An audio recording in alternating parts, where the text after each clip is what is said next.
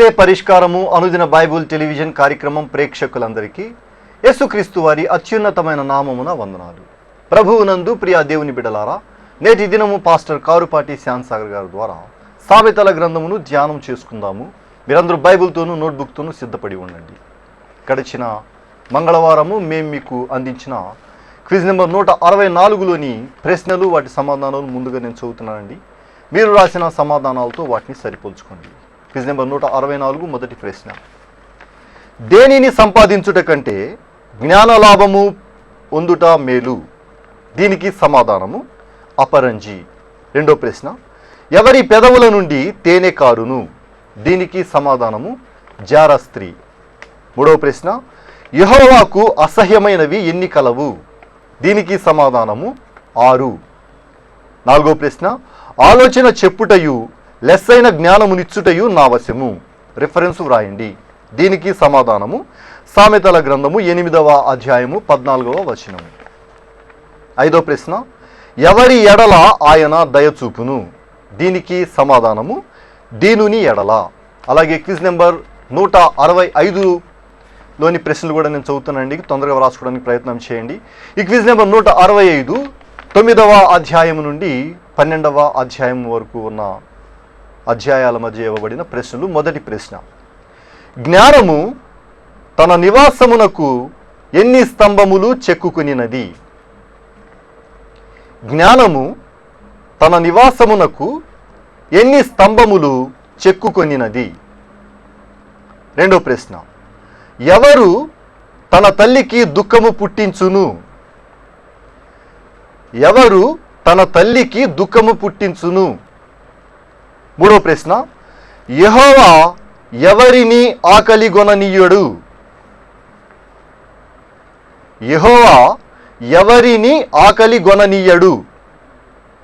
నాలుగో ప్రశ్న: ఏది యెహోవాకు హేయము? ఏది యెహోవాకు హేయము? ఆఖరి ప్రశ్న, ఐదో ప్రశ్న: సత్పురుషునికి యెహోవా కటాక్షము చూపును. రిఫరెన్స్ రాయండి. సత్పురుషునికి యెహోవా కటాక్షము చూపును. రిఫరెన్స్ వ్రాయండి. ఈ 5 ప్రశ్నలకు సరైన సమాధానాలు రాసి వచ్చే శనివారంలోగా మా కార్యాలయానికి పంపించండి. మీ పేరు, అడ్రస్సు రాయటం మర్చిపోకండి. క్విజ్ రాసే ప్రేక్షకులు 3 విషయాలు జ్ఞాపకం ఉంచుకోవాలి. మీరు క్విజ్ రాసే పోస్ట్ కార్డు ముందు భాగంలో మీ ప్రార్థన మనవులు రాయాలి.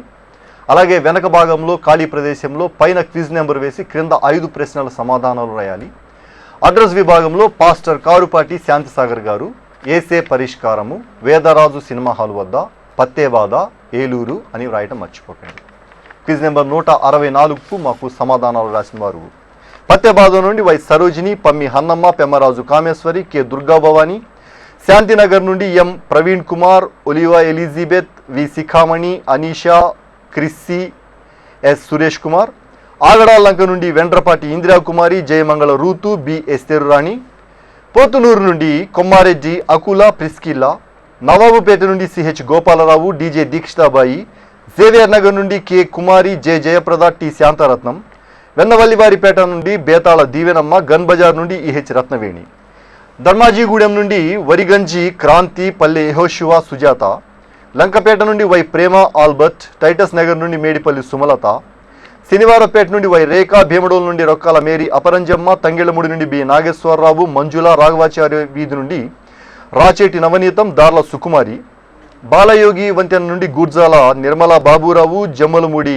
ప్రభావతి లాజర్, కొత్తగూడెం నుండి కండవల్లి వేరోనిక, పెదవేగి నుండి కె కనకలక్ష్మి, చాటపరు నుండి బేతాళ భారతి, వంగాయిగూడెం నుండి చొదిమేళ్ల యేసుబాబు, కొత్తూరు నుండి ఎన్ పూర్ణచంద్రరావు, కామవరపుకోట నుండి పోలుబోయిన లక్ష్మి. మీ అందరికీ ఏసే పరిష్కారము కార్యాలయం నుండి ధన్యవాదాలు తెలియచేసుకుంటూ ఉన్నామండి. మీరందరూ సిద్ధపడి ఉంటే పాస్టర్ కారుపాటి శ్యాన్సాగర్ గారు ప్రార్థన చేసి ఈ దినపు వాక్య పరిచర్య చేస్తారు. ప్రభువునందు ప్రియమైన దేవుని బిడ్డలారా, ఈ రాత్రికాలపు వాక్య భాగం కొరకు ఆర్థిక సహకారం అందిస్తున్న కుటుంబం లక్ష్మవారపుపేట వాస్తవ్యులు శ్రీమతి ఈహెచ్ రత్నవేణి గారు, వారి గ్రాండ్ పేరెంట్స్ దేవదాసు గారు, సుగుణ బ్లాండినా గార్ల జ్ఞాపకార్థం సమర్పిస్తున్నారు. వీరి కుటుంబ సభ్యులు ఈహెచ్ రత్నవేణి గారు, చిత్తరంజన్ దాసు గారు, బాబు రవికాంత్ గారు సమర్పిస్తున్నారు. ఈ కుటుంబాన్ని దేవుడు దీవించినట్లు, ఆదరించినట్లు ప్రార్థించమని మనవి చేస్తున్నాను.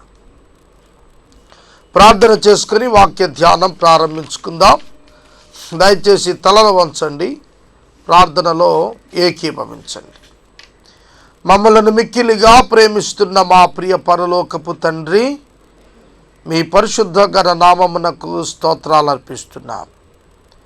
ఈ రాత్రి కాలం మీ ప్రియ బిడ్డలమైన మేమందరం మీ పాదాల సన్నిధి కూర్చుండి వాక్యం కొరకు ఎదురు చూస్తున్నాం. మీ వాక్కు మాకు ఆశీర్వాదం, మీ కృప మాకివ్వండి. అలాగే వాక్య ధ్యానానికి సహకారం ఇచ్చిన రత్నవేణి టీచర్ గారి కొరకు మీకు స్తోత్రం. చిత్తరంజన్ దాస్ గారు ప్రభు, వారి యొక్క సోదరుడు రవికాంత్ గారి కొరకు ప్రార్థిస్తున్నాం. ఈ కుటుంబాన్ని దీవించండి, ఆదరణ ఇవ్వండి, మీ కృపలో వర్ధిల్ల చేయండి.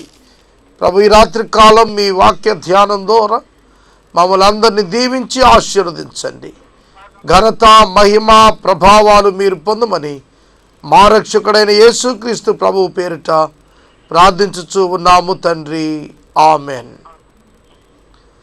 ప్రభువునందు ప్రియమైన దేవుని బిడ్డలారా, దయచేసి ఈ రాత్రి కాలపు వాక్య భాగం నిమిత్తం సామెతల గ్రంథం 12వ అధ్యాయం 25వ వచనము నుండి వాక్యమును గమనించాలని నేను మనవి చేస్తున్నాను. గత రాత్రి 24వ వచనం సోమరితనం వరకు, దీనిని గూర్చిన వాక్యం వరకు ధ్యానించాం. 25వ వచనం చదువుకుందాం. ఒకరి హృదయములోని విచారము దానిని కృంగచేయును. ఒకరి హృదయములోని విచారము దానిని కృంగచేయును. దయగల మాట హృదయమును సంతోషపెట్టును. దయగల మాట హృదయమును సంతోషపెట్టును. హృదయము అనే ప్రత్యేకమైన పదాన్ని మీరు అర్థం చేసుకోండి. మానవుని హృదయం విచారము వలన కృంగిపోతుంది. మానవుని హృదయం విచారము వలన కృంగిపోతుంది. మానవుని హృదయం దయగల మాటల చేత సంతోషిస్తుంది. చూడండి, ఈనాడు సమాజంలో అనేక విచారాలు ఉన్నాయి. ఐహిక విచారాలు, లోకపరమైన అనేక విచారాలు మనుషుల హృదయాల్లో ఉన్నాయి. ఈ విచారాలు మానవుల యొక్క జీవితాన్ని కృంగజేస్తాయి. భర్త యవ్వన కాలంలో చనిపోయారు, విచారము చేత ఆ యొక్క సహోదరి దుఃఖపడుతుంది. ఆ విచారము ఆమె అంతరంగాన్ని, మనసును, హృదయాన్ని కృంగ చేస్తుంది. అలానే యవన బిడ్డలు, ఉద్యోగం లేని వారు విచారంలో మునిగిపోతూ ఉంటారు. అయ్యో, నాకు ఉద్యోగం లేదు, నేను ఎట్లా బ్రతుకుతానని కృంగిపోతారు. మనసు కృంగేటువంటి పరిస్థితులు సాధారణంగా వస్తూనే ఉంటాయి. అయితే విచారాలను అధిగమించటం నేర్చుకోవాలి. నా మటుకు నా జీవితంలో అనేక పర్యాయాలు విచారపు పరిస్థితులు వచ్చాయి. కానీ వాటి మధ్యలో నేను ప్రభువుని విడిచిపెట్టలేదు. వాటి మధ్యలో నేను వాక్యాన్ని ఆశ్రయించాను. చాలా విచారాలు, ఆర్థికపరమైన విచారాలు, ఆరోగ్యపరమైన విచారాలు, రక్త సంబంధీకుల యొక్క ఎడబాటు వలన కలిగే విచారాలు, స్నేహితుల యొక్క నమ్మక ద్రోహం వలన కలిగిన విచారాలు, పరిచర్యాపరంగా వ్యతిరేకత వలన వచ్చిన విచారాలు, ఇవన్నీ కూడా నా హృదయాన్ని కృంగచేయ ప్రయత్నం చేసినప్పుడు నేను పరిశుద్ధ లేఖనాన్ని ఆశ్రయించాను. వాక్యాన్ని అప్లికేషన్ మోడ్లో చదవటం, ధ్యానించటం ప్రారంభించాను. అంతటా నాకు సంతోషం కలిగింది. దయగల మాట సంతోషాన్ని ఇస్తుంది. దేవుని వాక్యాన్ని మించిన దయగల మాట ఏముంది చెప్పండి? దయగల మాట సంతోషాన్ని ఇస్తుంది. పరిస్థితులు వికటించినప్పుడు, పరిస్థితులు వ్యతిరేకంగా ఉన్నప్పుడు, విచారం హృదయమును కమ్ముకున్నప్పుడు దేవుని వాక్యము నుండి దయగల మాటలు నిన్ను ఆదరిస్తాయి. చూడండి, బైబిల్ గ్రంథంలో అనేకుల జీవితాల్లో విచారం ఉన్నట్లుగా, వాటి స్థానములో వాక్యము చేత ఆనందాన్ని పొందినట్లుగా వ్రాయబడ్డాయి. హాగరు అను ఒక స్త్రీ అబ్రహాము శారాల ఇంట ఐగుప్తు నుండి తేబడిన దాస్యురాలు. అబ్రహాము వలన ఆమెకు కుమారుడు పుట్టాడు, ఇష్మాయేలు. అతనిని తీసుకొని పోయి అరణ్యంలో వదిలిపెట్టమని శారా అబ్రహాముకు ఆర్డర్ వేసింది. అబ్రహాము హాగరును ఇష్మాయేలును తీసుకుని వెళ్ళి ఒక చేతికి ఒక నీళ్ల తిత్తెనిచ్చి వదిలిపెట్టొచ్చాడు. ఆ పిల్లవాడు పడి ఏడుస్తున్నాడు. రాత్రివేత దూరము ఆమె వెళ్ళి కూర్చుని ఆమె ఏడుస్తోంది. అప్పుడు ఆమె విచారం కృంగిపోతుంది, హృదయం కృంగిపోతోంది. ఆ సమయంలో ప్రభువు యొక్క మాట ఆమెకు ప్రత్యక్షమైంది. హాగరు, నీకు ఏమి వచ్చినది? అది ప్రశ్న. నీకేమి వచ్చినది అంటే విచారము వచ్చినది అని చెప్పాలి ఆవిడ. దుఃఖము వచ్చినది అని చెప్పాలి. నిరాశ వచ్చింది అని చెప్పాలి. కన్నీరు వచ్చింది అని చెప్పాలి. దేవుడు అడుగుతోంది అదే. ఎందుకు కన్నీరు? ఎందుకు విచారం? ఎందుకు దుఃఖం? ఎందుకు కృంగదల? దయగల మాటలు వస్తున్నాయి. నీ కుమారుని నేను ఆశీర్వదిస్తాను. ప్రభు కనులు తెరిచినప్పుడు ఆ నీటి బుగ్గ బయటపడింది, దాహం తీర్చబడింది. అతడిని రాజుగా చేస్తానని, అభిషేకిస్తానని యెహోవా దేవుడు వాగ్దానం ఇచ్చాడు. అలానే చేశాడు. సోదరుడా, సోదరి, నీ విచారం పోవాలి అంటే వాక్యాన్ని ఆశ్రయించు.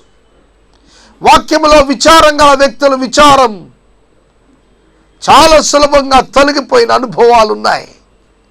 కనుక దయగల మాటలు యేసయ్య మాటలు, యేసు మాటలు జాలిగల మాటలు, యేసు మాటలు కనికరముతో కూడిన మాటలు, యేసు మాటలు మనలను ఉద్ధరించేటువంటి మాటలు, బలపరిచే మాటలు. కనుక సంతోషాన్ని ఇవ్వటం ఆయన మాటలకే సాటి. యాయీరు కుమార్తె చనిపోయి యాయీరు విచారంతో ఏడుస్తున్నాడు. యాయీరుతో ప్రభు అన్నాడు, భయపడవద్దు, విశ్వాసముంచు, నీ కుమార్తె చనిపోలేదు, ఆమె నిద్రిస్తోంది. ప్రభు ఆమెను లేపి యాయీరుకు అప్పగించాడు. అతని విచారం తీసేశాడు. అతని విచారం స్థానములో సంతోషాన్ని ఇచ్చాడు. సోదరుడా, సోదరి, బైబిల్ గ్రంథంలో ఒక తండ్రి తన కుమారుడు దయ్యము చేత, మోగదైన చెవిటి దయ్యము చేత పట్టబడి వచ్చాడు. శిష్యులు ఏం చేయలేకపోయారు. ప్రభు యొద్దకు వస్తే ప్రభు అడిగారు, ఎంతకాలంగా ఇది ఇలా చేస్తోంది? చాలా కాలంగా చేస్తోంది. ప్రభు వెంటనే ఆ తండ్రిని అడుగుతున్నారు, నీవు ఇది చేయగలుగుతానని నమ్ముతున్నావా? అపనమ్మిక కలుగకుండా సహాయం చేయమన్నాడు. అంతే ప్రభు ఆజ్ఞాపించారు. ఆ దురాత్మతను వెలవెలలాడించి వెళ్ళిపోయింది. ఆ తండ్రి యొక్క హృదయంలో విచారం స్థానంలో ఆనందం, సంతోషం వచ్చాయి. అవును, నీ హృదయం ఎందుకు విచారంలో ఉంది? నీ హృదయం విచారంలో ఉందా? ధనమును బట్టి విధవరాలు తన యొక్క 2 కుమారులను తీసుకొని పోవటానికి అప్పుల వాళ్ళు వచ్చారని విచారపడుతూ ఎలీషా దగ్గరికి వచ్చింది. ఎలీషా ఆమెతో అద్భుతమైన మాట చెప్పాడు. నీవు అనేక పాత్రలను ఎరువు తెచ్చుకో, నీ ఇంట ఉన్న నూనె కుండ వంపి దానిలో వస్తున్న నూనె పాత్రలన్నింట నింపారు. అప్పులు తీరాయి, విచారం తీర్చబడింది. సోదరుని మరణం చేత మార్తా మరియలు కన్నీటితో విచారంతో ఉన్నప్పుడు శవమైపోయి 3 దినాలు ఆ యొక్క సమాధిలో ఉన్నటువంటి ఆ యొక్క మృత దేహాన్ని ప్రభు పిలిచాడు. లాజరు బయటికి రమ్మనగా విచారము స్థానంలో దయగలిగిన యేసయ్య మాట సంతోషాన్ని తెచ్చింది. రాత్రంతా చేపలు పట్టారు, ఒక్క చేప దొరకలేదు. కానీ ప్రభువు దయగల మాట చెప్పారు, చేపలు దొరికాయి. 2 దోణెలు నింపాడు పేతురు. విచారం స్థానంలో ఆనందం. సోదరుడా, సోదరి, విచారిస్తున్నావా? వాక్యం చెంతకరా, ఆనందిస్తావు. నిన్ను విచారం కృంగజేస్తుంది, వాస్తవం అది. నిన్ను వాక్యం లేవనెత్తుతుంది, నిన్ను పడగొడుతుంది. విచారం నిన్ను లేవనెత్తుతుంది దయగలిగిన దేవుని వాక్యం. తదుపరి వచనం, నీతిమంతుడు తన పొరుగు వారికి దారి చూపును, భక్తిహీనుల ప్రవర్తన వారిని దారి తప్పించును. అబ్బా, ఎంత బంగారు వాక్యం అండి. నీతిమంతుడు పొరుగువానికి దారి చూపిస్తాడు, భక్తిహీనుడు పొరుగు వారిని దారి తప్పిస్తాడు. అర్థమైందా? దారి తప్పించడం అంటే ఏమిటి? భక్తిహీనుని మార్గాలు సరి అయినవి కావు, వాటిని వెంబడించు వారు మార్గము తప్పుతారు. అవును, నీతిమంతుని యొక్క మార్గం ఇతరులకు దారి చూపిస్తుంది. ఎందుకంటే అతడు వాక్యం అనే మార్గాన్ని నమ్ముకున్నాడు. వాక్యాన్ని బోధించిన వాడు నీతిమంతుడు అనగా విశ్వాసి. వాక్యము చేత నీవు గనుక ఎదుట వ్యక్తి సమస్యకు మార్గం చూపిస్తే అతనికి మార్గం దారి ఏర్పడుతుంది. నీవు గనుక భక్తిహీనునిగా మాట్లాడితే వారు మార్గం తప్పిపోతారు. ఈ దినాన అనేక గొడవలు పెరిగిపోవటానికి కారణం మీడియేషన్లో వైఫల్యం, మధ్యవర్తిత్వపు వైఫల్యం, సమాధానపరచువారు లేకపోవటంలో వారి మధ్యన స్పర్ధలు కొనసాగుతున్నాయి. దేవుని యొక్క వాక్యం అంటున్న మాట, పొరుగు వారికి దారి చూపిస్తుందా నీ నీతి, నీ భక్తి, నీ నోటి మాట? దారి చూపించేది వాక్యమే, దారి చూపించేది వాక్యమే. కనుక నీ త్రోవలకు వెలుగు దీపం ఆ వాక్యమే. నీతిమంతుడిగా నీవు చెప్పాల్సింది వాక్యమే. వాక్యము యొక్క సారాంశం గ్రహించి నీవు దానిని ఇతరులకు దారి కలిగేటట్లు, మార్గం కలిగేటట్లు, అవకాశములు వచ్చేటట్లుగా నీవు వారికి వాక్యాన్ని బోధించాలి. ఇది ప్రాక్టీస్ చేయండి. భక్తిహీనతతో మాట్లాడి వారిని దారి తప్పించకండి. రాంగ్ కౌన్సిలింగ్ ఇవ్వకండి. చీప్ మైండెడ్ సలహాలు చెప్పకండి. దానివలన ఇతరులు మార్గం తప్పిపోతారు. ఇతరుల మధ్యలో సమస్యలు తగ్గించాల్సింది పోయి పెరిగిపోయే స్థితికి వచ్చేస్తుంది. జాగ్రత్త. ప్రియమైన దేవుని బిడ్డలారా, వాక్యాన్ని వింటున్న మీరు మీ జీవితాల్లో దీన్ని మరువవద్దండి.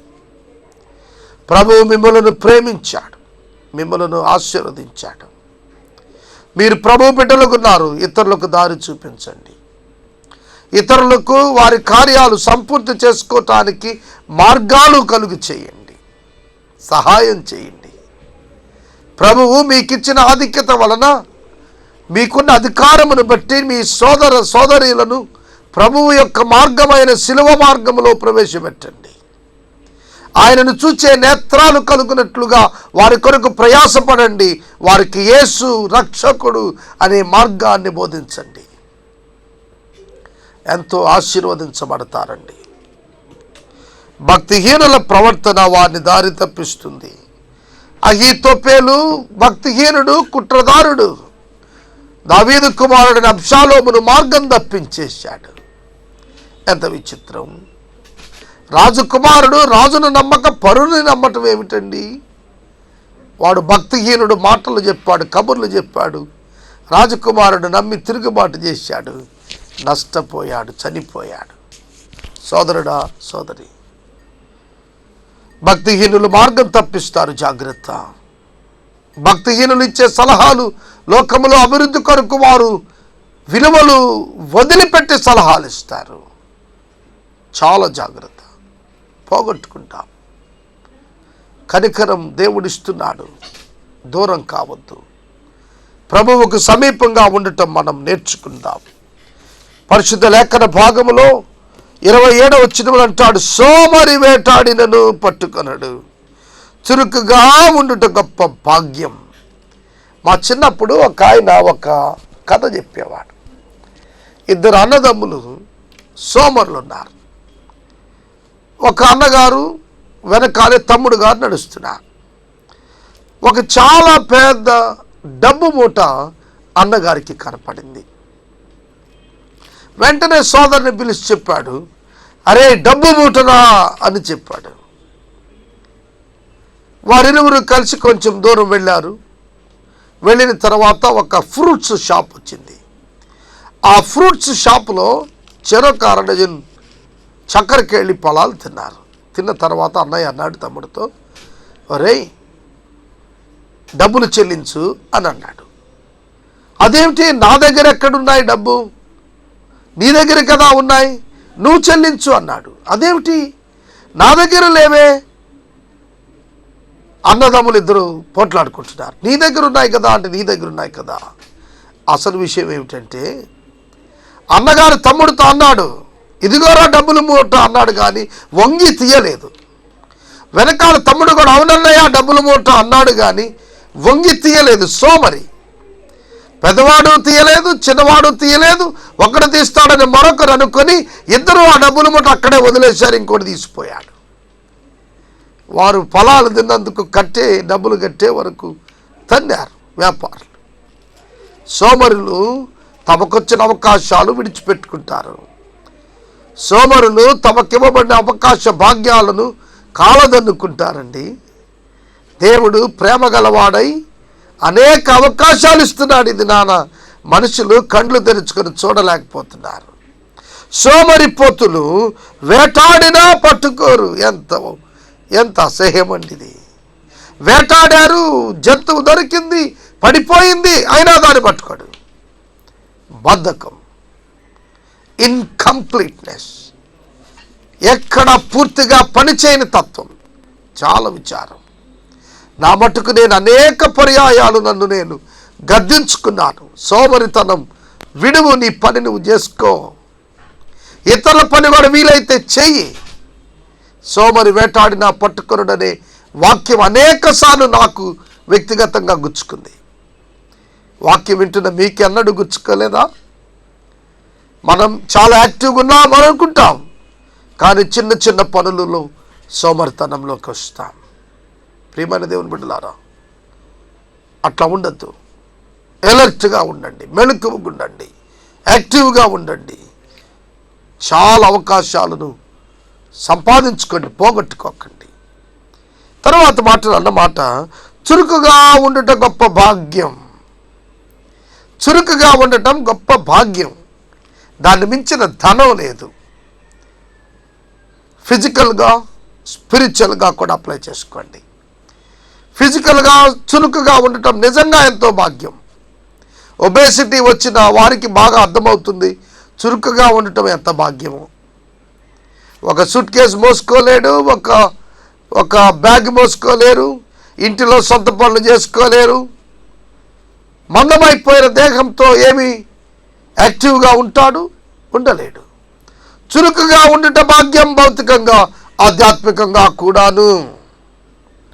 మెళకువగా, చురుకుగా, ప్రార్థనలో, వాక్యములో తరువుగా ఉండటం గొప్ప భాగ్యం, గొప్ప భాగ్యం. అట్టి భాగ్యం నీకుందా? ప్రశ్న. అట్టి భాగ్యం నీవు కలిగి ఉండ ప్రయత్నం చేయి. ప్రభువు భాగ్యాన్ని ఇచ్చేవాడు, అత్యధిక ఆశీర్వాద కర్త ఆయన. కనుక ప్రభువు ఇచ్చే చురుకైన భాగ్యం అందుకుందాం. ప్రభువును ప్రార్థించండి, ప్రభు ఆధ్యాత్మిక చురుకుదనం ఇవ్వండి. ఇవి సామెతలు ఎందుకు చెప్తున్నాడు? మన జీవితాలు బాగు చేసుకోవటానికి, మన జీవితాలు సరి చేసుకోవటానికి, దీర్ఘాయుష్మంతులు అవ్వటానికి, సంపద కలిగిన వారు అవ్వటానికి ఈ మాటలన్నీ చెప్తున్నాడు. తదుపరి వచనం, నీతి మార్గమునందు జీవము కలదు, దాని త్రోవలో మరణము లేదు. నీతి మార్గమునందు జీవము కలదు, దాని త్రోవలో మరణమే లేదు. నీతి మార్గం ప్రభువైన యేసుక్రీస్తే. జీవముంది ఈ మార్గంలో. ప్రభువును నమ్ముకుంటే నీకు జీవం. ఒక సహోదరుడు తనకు కలిగిన శ్రమను బట్టి, తనకు కలిగిన వేదనను బట్టి చాలా భక్తిపరుడు, చాలా మంచి ప్రసంగికుడు ప్రభువును విడిచిపెట్టేశాడు. ప్రభువును విడిచాడు. అనేక పర్యాయాలు చెప్పి చూశాం, అయినా ప్రభువును హత్తుకోలేకపోయాడు. కానీ మరొక సహోదరుడు తనకు కలిగిన విపరీతమైనటువంటి సమస్యల మధ్య, తనకు కలిగినటువంటి వేదన మధ్య ప్రభువుని హత్తుకున్నాడు. ప్రభువుని హత్తుకుని ప్రభు పరిచర్య విడువక ప్రభువు నామములో ముందుకు సాగాడు. కనుక మనం ఎలా ఉంటున్నాం? రెండూ సాధ్యమే. ఎన్ని శ్రమలు వచ్చినా, ఎంత దుఃఖము కలిగినా, వేదన కలిగినా ప్రభువును ఆశ్రయించుట, ప్రభువుకు మరింత సమీపముగా వచ్చుట బైబిల్ చెబుతున్న నీతి మార్గం. జీవముంది ఇందులో జీవముంది. సోదరుడా, సోదరి, నీ శ్రమలప్పుడు దేవునికి దూరంగా వెళ్ళిపోకు, నష్టపోతావు. మరింత సమీపంగా రా. మన పిల్లలు ఏదైనా కోపం వచ్చి అలిగితే దూరంగా ఉంటారు, ఏదైనా ప్రమాదం వస్తే పరిగెత్తుకొని వచ్చేస్తారు. అందుకనే బాల్యం చాలా గొప్ప కృపావరం. చిన్నపిల్లలాంటి వారిదే పరలోక రాజ్యం అన్నప్పుడు who are the dependence on the Lord, దేవునిపై ఏ భేషజం లేకుండా ఆధారపడటం నీతిమంతులకు తగినటువంటిది. ఎక్కడా కూడా ఇగోయిస్టిక్గా ఉండకండి. నీతి మార్గములో జీవం ఉందండి, దాని మార్గములో మరణము లేదు, మరణానికి చోటు లేదు. నీతిమంతుల మార్గం యెహోవాకు తెలియను, దుష్టుల మార్గం నాశనానికి నడుపును. దేవుని యొక్క మార్గాల్లో ఎన్నడూ వెనుక జారద్దు. నీతి మార్గంలో ముందుకు సాగండి, జీవాన్ని పొందుకోండి. యేసుక్రీస్తు ప్రభువునందు వాగ్దానం చేయబడిన నిత్య జీవం నీ వశం కావాలి అనగా నీవు యేసునందు విశ్వాసం ఉంచటం నేర్చుకోవాలి. వాక్య ధ్యానాన్ని నేను ఇక్కడ నిలుపుదల చేస్తున్నాను. 12వ అధ్యాయం మనం సంపూర్తి చేసుకున్నాం. 13వ అధ్యాయం రేపటి రాత్రికాలపు వాక్యములో ప్రారంభించుకుంటాం. ఈ రాత్రికాలపు వాక్య భాగమునకు ఆర్థిక సహకారం అందచేసిన వారు లక్ష్మీవారపుపేట వాస్తవ్యులు శ్రీమతి ఈహెచ్ రత్నవేణి గారు, వీరి తాతగారు దేవదాసు గారు, సుగుణ బ్లాండినా గారుల జ్ఞాపకార్థం సమర్పిస్తున్నారు. వీరి కుటుంబ సభ్యులు చిత్తరంజన్ దాస్, బాబు రవికాంత్ గారు, రత్నవేణి గారు, వారి కుమార్తెకు ప్రత్యేక కృతజ్ఞతలు తెలియచేస్తున్నాను. ఎపిసోడ్స్ కొరకు ముందుకు రావాలని మనవి చేస్తున్నాను. మనము ఇంతవరకు పాస్టర్ కారుపాటి శాంతసాగర్ గారి ద్వారా సామెతల గ్రంథమును ధ్యానం చేసుకున్నాము. ఈ కార్యక్రమం ద్వారా మీరు పొందుకొనుచున్న ఆత్మీయ మేలులు ఒక ఉత్తరం ద్వారా మాకు తెలియచేయండి. మీ ప్రార్థనా మనవులు మాకు తెలియచేస్తే సోమవారం నుండి శనివారం వరకు ఏసే పరిష్కారము కార్యాలయంలో ఏర్పాటు చేసిన 6 గంటల ప్రార్థనా శిబిరంలో మీ కొరకు ప్రత్యేకంగా ప్రార్థిస్తాము. మీ కుటుంబ పక్షముగా ఒక ఎపిసోడ్ ప్రసారం చేయాలనుకునేవారు మాకు తెలియచేయండి. అలాగే ఈ కార్యక్రమానికి ప్రతి నెల 100 రూపాయలు కానీ, 50 రూపాయలు కానీ, 25 రూపాయలు కానీ ఆర్థిక సహకారం అందించాలనుకునేవారు మాకు తెలియచేస్తే మా సిబ్బంది మీ గృహాలను దర్శిస్తారు. ఏసే పరిష్కారము ప్రేక్షకులకు ఒక ప్రత్యేకమైన ఆహ్వానము. ఏలూరు పత్తేబాదాలోని వేదరాజు సినిమా హాల్ ఎదుట ఉన్న గ్యాస్ గోడౌన్ ప్రక్కన పాస్టర్ కారుపాటి శాంతసాగర్ గారి చేత నిర్వహింపబడుతూ ఉన్న బెరాకా క్రీస్తు ప్రార్థనా సహవాసానికి మిమ్మల్ని అందరినీ కూడా ప్రేమపూర్వకంగా ఆహ్వానిస్తూ ఉన్నాము.